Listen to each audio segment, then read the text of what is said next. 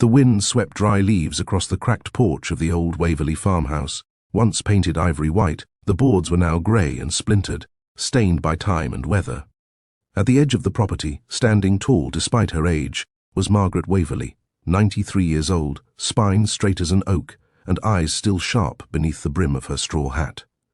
Her neighbours had long since moved. Most of the town had been bought out or bullied off by a man named Clayton Rusk, a land developer with a taste for power and no patience for resistance. But Margaret refused to sell. Her family had built this land. Her father planted the oaks lining the drive. Her husband fought the floods to protect it, and her memories, oh, they lived in every board and brick. That morning, a black SUV rolled up just beyond her front gate. 4 men stepped out, suits, sunglasses, smug. One held a clipboard. "You're the last holdout, ma'am," he said with a practiced smile. "Mr. Rusk would like to make one final offer." Margaret didn't blink. "Tell Mr. Rusk he can build his empire somewhere else." The man chuckled, stepping forward. "You don't have the means to protect this place." "I've got more than you think," she replied, voice steady. That night, she lit the fireplace and sat in her rocking chair, the air thick with silence. Her hands trembled as she reached for the phone, a rotary relic from another age. With slow purpose, she dialed a number she hadn't used in years. When a deep voice answered with just one word, "Yeah, Margaret." Exhaled. "It's Grandma," she whispered. "I need you." Thousands of miles away, Navy SEAL Daniel Waverley stood frozen. Daniel Waverley hadn't been back to Hollow Creek in over a decade. The military had become his life, missions, deployments, training others to survive. He never thought he'd be called home, especially not like this. But the voice on the phone wasn't just a plea. It was an anchor to a world he thought he'd buried. He booked the next flight east. By the following morning, a matte black truck pulled up beside the aging farmhouse. Gravel crunched under heavy boots as Daniel stepped out. Broad-shouldered and alert, he moved with the silent precision of someone trained to see danger in shadows. Margaret stood waiting on the porch, wrapped in a knitted shawl, her silver hair pulled into a low bun. She looked smaller than he remembered, but her presence hadn't changed. "You really came," she said. "You asked," he replied. He stepped forward and hugged her gently, as if he might break her. But Margaret's grip was strong. "They've been coming around more often," she said, leading him inside. "Same offer every time." This time, they didn't wait for an answer. Daniel's gaze narrowed. "What do you mean?" 2 nights ago, someone slashed the tires on my truck. Yesterday, I found my back door cracked open. Nothing stolen, just a message. He found the paper on the table, tick-tock. Daniel didn't speak. He turned and scanned the house. Every window, every angle, every vulnerability. "I'll stay," he finally said. "But I'm not just here to visit." Margaret gave him a knowing look. "You're here to finish what they started." He nodded once. "No one threatens my family." Outside, dark clouds rolled in over the hills. A storm was coming. But Daniel Waverley had weathered far worse. And this time, he wasn't going anywhere. Daniel spent the entire next day walking the perimeter of the property, boots sinking into soft mud from a night of light rain. The fields, though overgrown and neglected by time, still held the skeleton of what once was a proud farm. He could see the stories in every fence post and rusted nail. He catalogued vulnerabilities, broken gates, low fence lines, blind spots from the porch. But the land had strengths too. Natural elevation near the creek bed, thick tree lines perfect for cover, and old tractor paths he could use as choke points. Inside, Margaret brewed coffee while watching her grandson work through the kitchen window. "He hasn't stopped since sunrise," she murmured to herself, pride and worry mingling in her chest. Daniel came back in mid-afternoon, sleeves rolled up, dirt on his hands. He laid a hand-drawn map on the table. "They're coming again. Soon.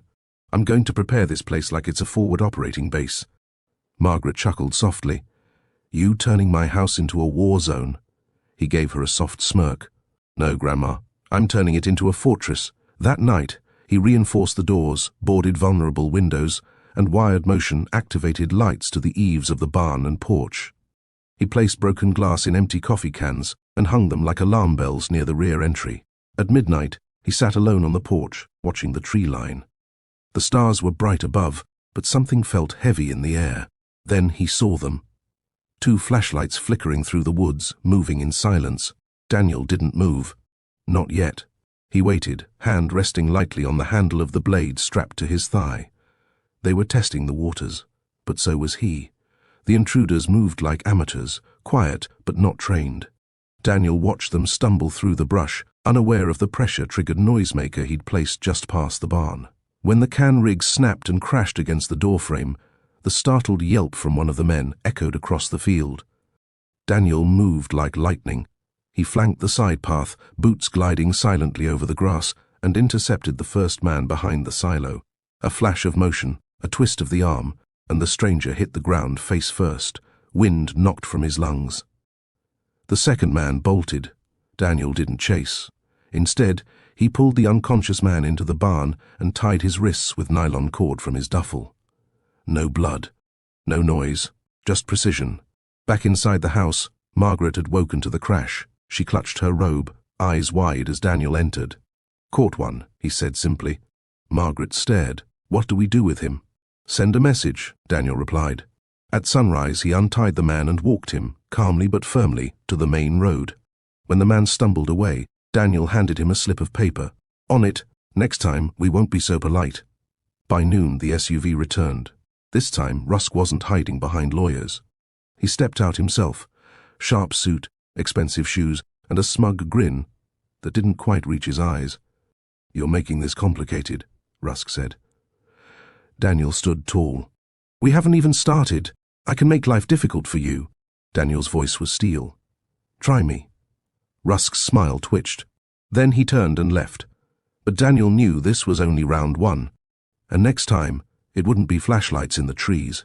It would be war. That evening, Margaret and Daniel sat in the kitchen, the air thick with tension and the scent of black coffee. Rain tapped against the windows as thunder rumbled in the distance. Margaret traced the rim of her cup in silence before speaking. "You remind me of your grandfather," she said softly. "He was quiet like you, but when it came time to fight, there wasn't a soul in this valley who'd stand in his way." Daniel didn't answer right away. His eyes were locked on a notepad filled with hand-drawn sketches, defensive layouts, trap points, and fallback plans. "He built this house with his bare hands," Margaret continued. "It killed him when the banks tried to take it back during the drought, but he never backed down." Daniel looked up. "Neither will I." Outside, a branch snapped. Not wind, movement. Daniel was up instantly, motioning to Margaret to stay low. He grabbed the shotgun leaning near the door, silently stepping onto the porch. Through the rain, shadows moved along the fence line. More than two this time. Maybe 5, maybe more. Suddenly, a car horn blared from the south road. Headlights burst through the trees. Whoever was watching vanished into the night. Daniel stood frozen. The car was unfamiliar. He raised the shotgun as it stopped at the gate. The door opened. Out stepped a woman in her 60s with a camera and a press badge. "I'm looking for Margaret Waverley," she called. "I heard there's a story here." Daniel lowered the gun. "Barely. Depends," he said. "You here to help or stir trouble?" She stepped forward. "I'm here to shine a light on the kind of trouble people need to see." Her name was Elaine Vickers, retired journalist, once nominated for a Pulitzer. Margaret remembered her from Old Town meetings and charity drives decades ago. Time had silvered her hair and deepened her voice, but she still moved with the energy of someone who hated injustice. Over hot tea and candlelight, Elaine listened as Margaret told her everything, from Rusk's offers to the break-ins. Daniel, ever cautious, kept his eyes on the windows, scanning for movement. "You're not the only one he's pushed out," Elaine said. "I've been hearing whispers, families harassed, land condemned under fake zoning violations. No one talks because they're afraid." Daniel narrowed his eyes. "But you're not. I have no job to lose, no family to threaten, just the truth, and I think the world needs to hear this one." The next morning, Elaine filmed Margaret on the porch. Her voice, though soft, carried the weight of generations. "This land holds my entire life," she said. "And no man, no matter how rich, will take it from me." Elaine's post went viral within hours. 93-year-old widow faces off against land tycoon, refuses to back down. Thousands of shares. Dozens of local reporters followed. Support began to pour in, supplies, phone calls, even volunteers offering to stand guard. Daniel didn't trust them all, but it was momentum. By nightfall, Margaret's house wasn't alone. There were campfires beyond the gate, lawn chairs, people watching, guarding. Elaine turned to Daniel. "You started something?" "No," Daniel said. "She did, but even as hope rose, danger doubled." Rusk wasn't just angry now. He was humiliated. And Daniel knew men like that never retreat quietly. 2 nights later, Daniel walked the perimeter, flashlight low, weapon slung over his shoulder. Behind him, a dozen volunteers rotated shifts, veterans, farmers, even college kids with more courage than sense. He stopped at the oak tree near the creek. The bark was chipped, fresh, a warning. Elaine joined him, voice low. They're regrouping. Rusk filed an injunction claiming this land's unstable and unsafe. Daniel scoffed. Of course he did. Court date in 2 weeks, she added. But if we lose public attention, the legal route won't save this place. Daniel's jaw clenched. Then we make more noise. By morning, Margaret stood at the courthouse steps, holding an old black-and-white photo of her family tilling the land. Daniel beside her. Elaine filming. Mr. Rusk says this place is unstable, Margaret told the crowd. But the only thing unstable is the greed eating at this town's soul. Applause broke out. Reporters swarmed. Even a news van from a national channel arrived. Rusk responded with threats, private security guards stationed outside his office, online smear campaigns painting Daniel as a dangerous ex-soldier.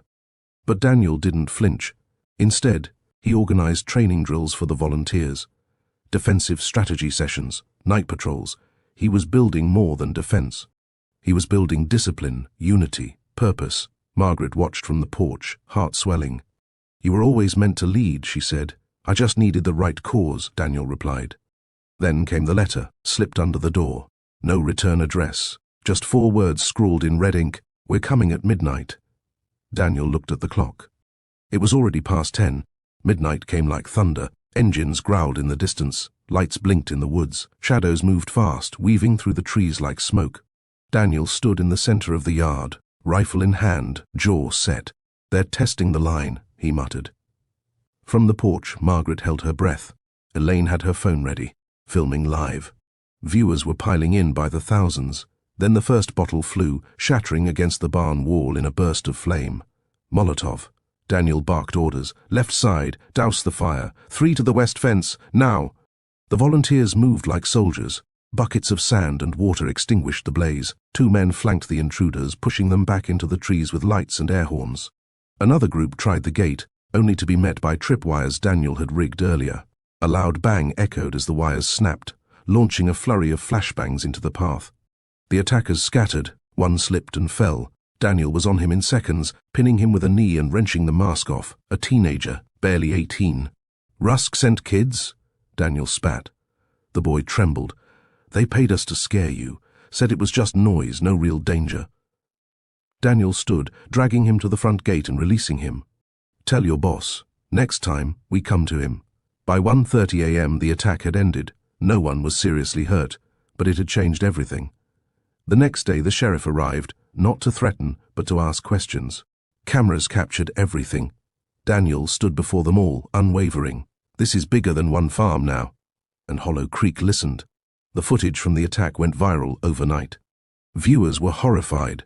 Molotovs, threats, tripwires, young men used as pawns. Margaret's name trended worldwide. So did the phrase, "You don't mess with Grandma Waverly." National news outlets arrived. Talk shows covered it. Celebrities posted support. Donations poured in. And under the spotlight, Rusk cracked. The mayor, once his silent partner, called for an investigation. Then, documents leaked, proving Rusk had illegally seized over 40 properties through threats, forged inspections, and payoffs. Elaine published everything. His empire crumbled in 48 hours. Daniel watched it unfold from the porch, arms crossed, jaw tight. He wasn't celebrating. Not yet.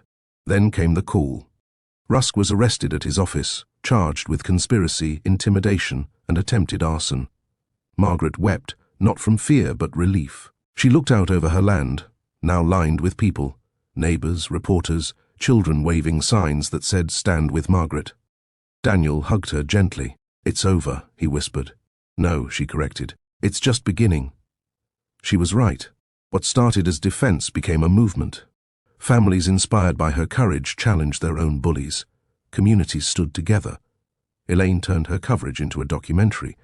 And Hollow Creek? It started to rebuild, together. Weeks passed. Peace returned, but the land still bore scars, burned grass, broken fences, faded protest signs. Yet something new had taken root too, solidarity. Margaret sat on her porch with a fresh coat of paint behind her and a sunrise before her. Birds chirped. The fields whispered. Daniel joined her with coffee in hand.